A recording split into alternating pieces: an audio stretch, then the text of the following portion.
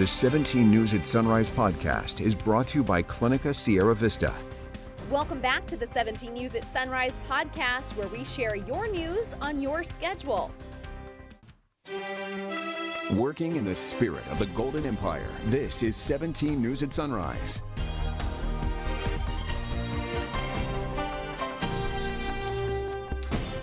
Good morning here at 5 a.m. on a finally Friday. I'm Maddie Jansen alongside Alex Fisher, rounding out this first week of October. Well, now to an update on a story we brought you yesterday on 17 News at Sunrise. A house created to help the unhoused in Bakersfield is now no more. A house created by Victory Outreach Church Bakersfield Southwest to provide shelter for the homeless was destroyed by fire. 17's Michaela Armstrong has the latest.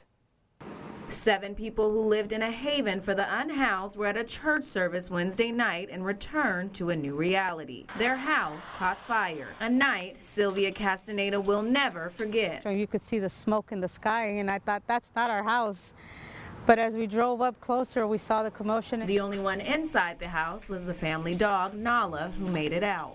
I don't know if she jumped out of a window, but we were like, where's Nala? You know, and so she came out running from the side. I'm like, oh my God. The house was named the Victory House and was created by Victory Outreach Bakersfield Southwest to help unhoused with the help of the Castaneda family. A home Pastor Eberardo Sanchez says was essential to this community. We're having to deal with men that are, on drugs, that are, they're drinking a lot. They're out and about, they're having issues at home or whatnot. And so they open up the home so that they would be able to, help some of these guys out. Now the family of 3 and the 4 men that they were sheltering are unhoused again. My heart has gone out for people where everything's been burned, but now experiencing it's like an emptiness, because your whole life. It's your whole life. But Castaneda is a missionary and has not lost hope. God gives us beauty for ashes.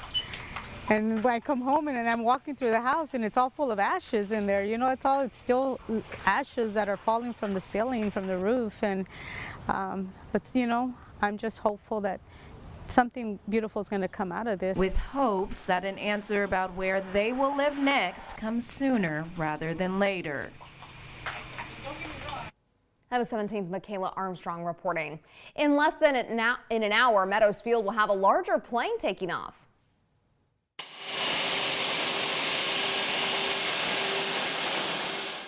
American Airlines is upsizing their flights from a CRJ-900 to the Airbus 319. The company says the larger aircraft will increase comfort, including first-class seating with added amenities like Wi-Fi and air conditioning. Each flight between Bakersfield and Dallas-Fort Worth will provide an additional 50 seats for passengers, increasing Meadows Field departing seats by 3,000 per month. Officials say this upgraded service will bolster local job opportunities. Importantly, these larger aircraft and upgraded services has provided an additional 40 new jobs for local Kern County residents at one of the largest premier companies in the world, American Airlines. You'll most likely be on that larger aircraft if you're flying to Dallas or on the morning or midday flights. Kind of exciting to see those big planes coming to Meadows Field. I know, yeah. Big change. Sheriff's deputies in Arizona found a body believed to be the remains of a person killed in Bakersfield last month. It all started 2 weeks ago at a home on Real Road. Officers say they found evidence of foul play and believed there was a violent crime. The investigation eventually led to the arrest of 34-year-old Juan Toscano on charges of murder. Police say Toscano admitted he shot and killed someone at the home during a drug deal. According to police, Toscano also said a group of other suspects moved the body from the home to Arizona. Police arrested 3 other men in connection to the case. Officials say they're still looking for one more suspect. 31-year-old Garrett Cole has an outstanding arrest warrant for murder, kidnapping, and robbery. A Kern County judge ruled that blood evidence taken without a warrant will be admissible in court in the trial against Lisa Core. Defense attorney says police had staff at Kern Medical draw the blood of Core without obtaining a warrant first and without asking Core for her consent. It wasn't until after her blood was drawn to test for the presence of drugs or alcohol that an officer asked Core to sign a consent form.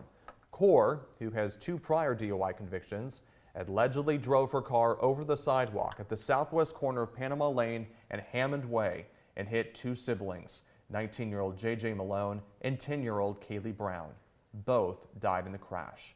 Core is charged with 2 counts of second-degree murder and is scheduled for trial next month. Police are asking for your help identifying a man who allegedly tried to break into a vending machine at the Mr. Car Wash on Mount Vernon Avenue. Here's a look at the man on 2 different occasions caught on camera. Police say the man caused more than $3,000 in damage to the machines. Police describe the man as between 35 and 40 years old, and he has a shaved head with tattoos on both arms. If you know who this man could be, call police.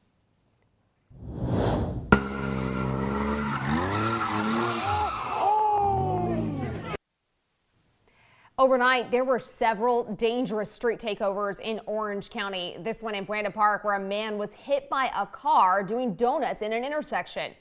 He appeared disoriented afterwards, the man who was hit, that is, but medical help was not called for, and the crowd dispersed not long afterwards. The 17 News at Sunrise podcast is a production of KGET and Nexstar Media Group. For more on all of the headlines in today's show, head to kget.com.